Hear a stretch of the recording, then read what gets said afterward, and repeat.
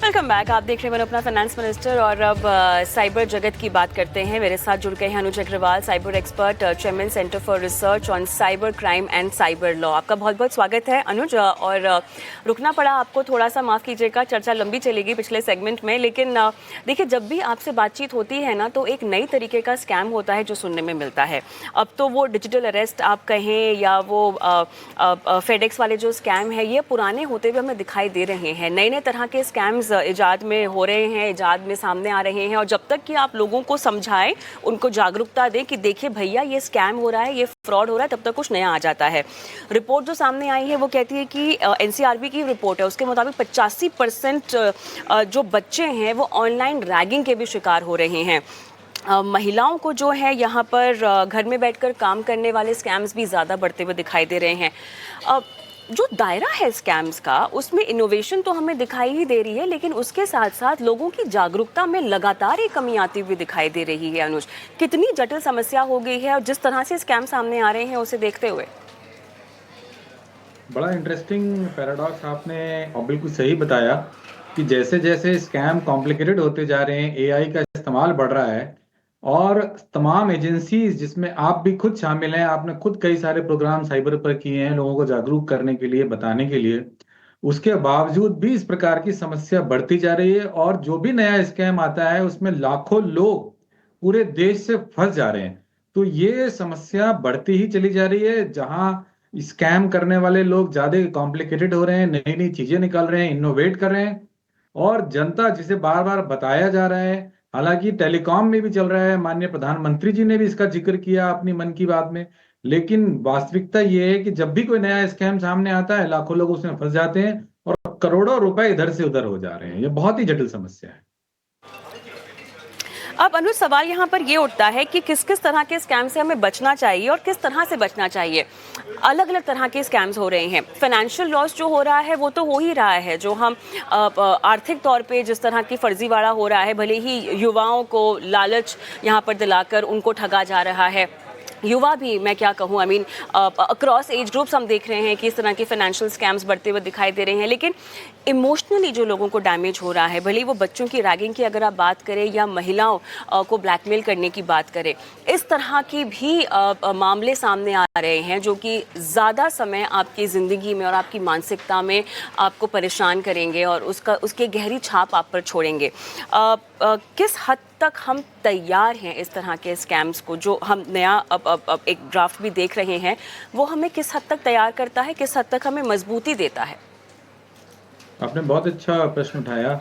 जो social cyber crime है उस पर ध्यान कम दिया गया है, क्योंकि उसमें फाइनेंशियल लॉस अक्सर नहीं होता है या कम होता है, और मानसिक पीड़ा लोगों को ज्यादा होती है। लेकिन वास्तविकता यही है कि जब कोई व्यक्ति किसी प्रकार के मानसिक या सोशल साइबर क्राइम से गुजरता है, जिसमें बच्चों के ऊपर तो विशेष रूप से बहुत ज्यादा असर पड़ता है, उनकी अगर साइबर बुलिंग या साइबर रैगिंग जिसे कह सकते हैं वो हो रही है, तो वो एक लाइफ टाइम पर असर डालता है। फाइनेंशियल साइबर क्राइम होने के बाद आदमी का अगर 10-20-50 लाख का भी नुकसान है तो शायद वो कभी उससे उबर पाता है, उसको लगता है कि वो दोबारा इस तरह की रकम को अर्न कर सकता है। लेकिन सामाजिक रूप से जो क्राइम उसके साथ हो जाता है, साइबर क्राइम जो उसके साथ हो जाता है, वो जीवन भर उसका साथ नहीं छोड़ता है। इसके लिए बहुत आवश्यक है कि स्कूल लेवल से ही बच्चों को खास तौर पे इस बात की जानकारी दी जाए और उनको काउंसलिंग की अरेंजमेंट दी जाए। तो जो स्कूलों में काउंसलर्स होते हैं उनको भी पहले इसके बारे में अवेयर किया जाए, ट्रेन किया जाए, और उनको ये इंश्योर करना चाहिए कि बच्चे खुले रूप से आके उनसे अपनी बात कह सकें। उनको ये डर नहीं होना चाहिए कि अगर हम अपनी बात टीचर से कहेंगे, क्लास टीचर से या प्रिंसिपल से कहेंगे तो हमें रिब्यूक मिलेगा, हमें डांट मिलेगी। इसके अलावा जो स्कूलों में काउंसलर्स हैं उनको लोकल पुलिस और लोकल साइबर पुलिस के साथ कोऑर्डिनेशन जरूरी है, ताकि जहां गंभीर मामला हो या लगातार कोई गैंग बच्चों को टारगेट जी। करे तो वो हम्म। वहां पर अपना हम्म। कानूनी जी, जी, जी। अनुज, एक चीज़ मुझे आपसे पूछनी है। आप जो बात समझा रहे थे, समय मेरा लगभग ख़त्म हुआ है, लेकिन फिर भी एक सवाल पूछना चाहती हूँ। फ़ाइनेंशियल लॉस का आपने ज़िक्र किया है, ऐसे मामले लगातार आपके पास आते होंगे। मुझे जानना है कि इन मामलों में से कितने % का निपटारा होता होगा? कितने ऐसे विक्टिम्स होंगे जिनको पैसे अपने वापस मिल जाते होंगे? पूरे नहीं तो कम से कम कुछ प्रतिशत ही सही। क्या कुछ रिकवरी हो पाती है, या केवल हमको बोल दिया जाता है कि ये एक नंबर है जहाँ पे आपके पास स्कैम हो गया आपके साथ, तो यहाँ पे रिपोर्ट कर दीजिए, बाद में जो है साइबर सेल इसको आगे लेकर जाएगा? क्या वाकई कुछ होता है, कुछ सुलझता है? क्या हमें पैसे मिलते हैं वापस? मामलों में रिकवरी हो रही है, जो कि पार्लियामेंट में भी मिनिस्टर ने बताया है, और ओवरऑल यही स्टेटस है। तो अगर हम ये माने कि 10,000 करोड़ का फ्रॉड हो रहा है, तो रिकवरी 1,000-1,200 करोड़ की हो रही है। तो कुल मिला के बहुत अच्छा रिकॉर्ड नहीं है, लेकिन हाँ, फिर भी प्रयास जारी है, और प्रयास करने से कुछ ना कुछ मिलता है। हाँ, पूरा नहीं मिल रहा है, ये बात बहुत ही चिंताजनक और अफसोसजनक है।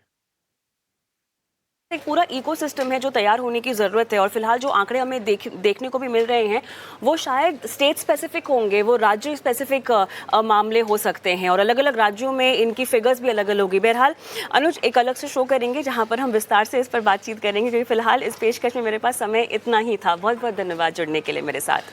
और झटपट बनो अपना फाइनेंस मिनिस्टर में आज मुझे भी इजाज़त दें, लेकिन इस शो में हम आपकी फाइनेंशियल प्लानिंग करते हैं, आपके पैसे, आपकी जेब से जुड़ी हर चीज़ की बात होती है। तो अगर अपना सवाल हम तक पहुंचाना चाहते हैं तो देरी ना करें, व्हाट्सएप नंबर फ्लैश होगा आपके स्क्रीन पे, नोट डाउन करें।